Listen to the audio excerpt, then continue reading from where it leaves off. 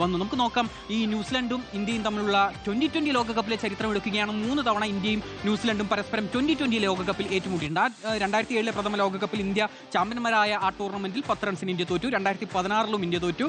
പിന്നീടും മൂന്നാമത്തെ തവണയും ഇന്ത്യ 2021 തോൽക്കുകയാണ്. നമുക്ക് ആകെ മത്സരങ്ങളുടെ കണക്ക് നോക്കുക. ഈ കാണുന്നതാണ് 30 മത്സരങ്ങൾ ആകെ കളിച്ചു. ആ 30 മത്സരങ്ങളിൽ 16 മത്സരങ്ങളിൽ വിജയം ഇന്ത്യൻ ടീമിനൊപ്പം നിന്നു. ന്യൂസിലൻഡിനൊപ്പം 11 വിജയങ്ങളാണുള്ളത്. ഫലമില്ലാതെ പോയതും ടൈ ആയതും എല്ലാം കൂടി ചേർത്ത് 3 മത്സരങ്ങൾ. അപ്പോൾ അത് നോക്കുമ്പോൾ നമുക്ക് ആ ഒരു മുൻതൂക്കം കൃത്യമായി ന്യൂസിലൻഡിനെതിരെ 2020 മത്സരങ്ങളിൽ 2020 അന്താരാഷ്ട്ര മത്സരങ്ങളിൽ ഇന്ത്യക്ക് ആ ഒരു മുൻതൂക്കം കാണാൻ കഴിയുന്നുണ്ട്.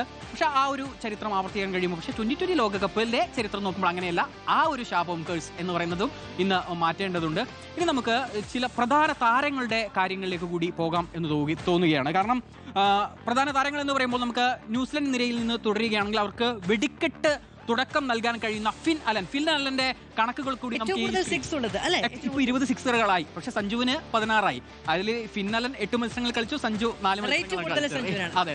അപ്പൊ ഫിൻ അലന്റെ സ്റ്റാറ്റ്സ് ആണ് ഈ കാണുന്നത്. 8 മത്സരങ്ങൾ കളിച്ചു, 289 റൺസ് ഇതിനോടകം എടുത്തിട്ടുണ്ട്. 57.80 എന്നുള്ളതാണ് ശരാശരി.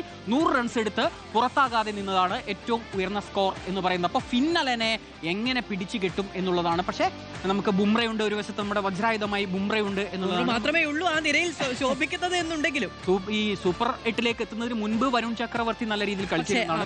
വലിയ കേൾക്കേണ്ടി വരുന്നുണ്ട്. പക്ഷേ ഇത്തവണ എല്ലാവരും സെറ്റ് ആകും എന്നാണ് നമ്മുടെ പ്രതീക്ഷ. അപ്പോൾ ഫിൻ അലൻ കഴിഞ്ഞു കഴിഞ്ഞാൽ അതിനുള്ള മറുപടി നമുക്ക് മറ്റൊരു ഓപ്പണർ, ഇന്ത്യന്റെ ഭാഗത്തു നിന്നുള്ള ഒരു ഓപ്പണറെ കൂടി കാണിക്കേണ്ടതുണ്ട്. അത് മറ്റാരുമല്ല, നമ്മുടെ സ്വന്തം സഞ്ജു സാംസൺ ആണ്. സഞ്ജു സാംസന്റെ ഇതുവരെയുള്ള കണക്കുകളിലേക്ക് കൂടി വരികയാണെങ്കിൽ 4 മത്സരങ്ങൾ മാത്രമാണ് കളിച്ചത്. ആ 4 മത്സരങ്ങളിൽ നിന്ന് നോക്കൂ, 232 റൺസ്. ആ ഒരു വ്യത്യാസം മനസ്സിലാക്കണമെങ്കിൽ ആ ശരാശരി നോക്കിയാൽ തന്നെ മനസ്സിലാകും. 77.33 എന്നുള്ള മികച്ച ശരാശരിയിൽ 200 അടുപ്പിച്ചുള്ള സ്ട്രൈക്ക് റേറ്റിൽ അദ്ദേഹം സഞ്ജു സാംസൺ ബാറ്റ് ചെയ്യുകയാണ്. വെസ്റ്റ് ഇൻഡീസിനെതിരെ നേടിയ 97 റൺസ്, പുറത്താകാതെ നേടിയ 97 റൺസാണ് സഞ്ജു സാംസന്റെ ആ ഒരു ഉയർന്ന സ്കോർ എന്ന് പറയുന്നത്. അപ്പോൾ ഒരു സെഞ്ചുറി ഉണ്ട് എന്നുള്ളത് മാത്രമാണ്. പക്ഷേ സെഞ്ചുറി അല്ല, നമുക്ക് ഒരു ടിക്കറ്റ് വാങ്ങി തന്ന പ്രകടനമാണ് സഞ്ജു.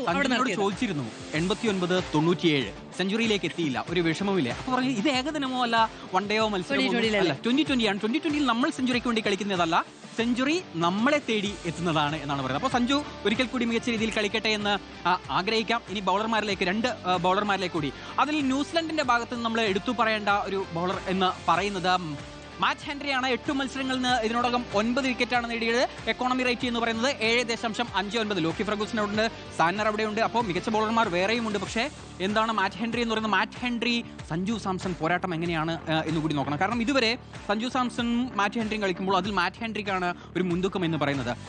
10 പന്താണ് ആകെ സഞ്ജുവിനെതിരെ മാറ്റ് ഹെൻറി എറിഞ്ഞിട്ടുള്ളത്. ആ 10 പന്തിൽ നിന്ന് 15 റൺസ് നേടി 2 തവണ സഞ്ജു പുറത്താവുകയും ചെയ്തിട്ടുണ്ട്. നേരത്തെ ആർച്ചർ 3 തവണ തന്നെ പുറത്താക്കിയ ആർച്ചറിനെ സെമിഫൈനലിൽ തൂക്കിയിട്ട് അടിച്ചിട്ടുണ്ട്.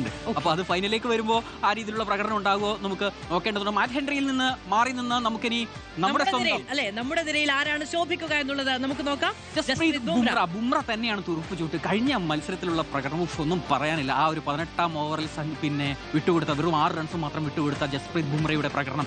7 മത്സരങ്ങൾ കളിച്ചു, അതിൽ നിന്ന് 10 വിക്കറ്റ്. വിക്കറ്റുകളുടെ ലിസ്റ്റ്, അതായത് ടോപ്പ് വിക്കറ്റ് ടേക്കേഴ്സിന്റെ ലിസ്റ്റിൽ ഒരു പക്ഷേ പ്രഥമ നിരയിൽ ഉണ്ടാകില്ല. പക്ഷേ അദ്ദേഹം ഉണ്ടാക്കുന്ന ഒരു ഇമ്പാക്ട് എന്ന് പറയുന്നത് അത് നമുക്ക് പറയാതിരിക്കാൻ കഴിയില്ല. 6.63 എക്കോണമി എന്നുള്ളതാണ് ജസ്പ്രീത് ബുംറയുടെ. അപ്പോൾ Jasprit Bumrah, Matt Henry, Finn Allen, Sanju Samson, ഈ 4 താരങ്ങൾ അവരുടെ പ്രകടനമാണ് ഈ ദിവസത്തെ നിർണ്ണയിക്കുക എന്ന കാര്യത്തിൽ സംശയമൊന്നുമില്ല.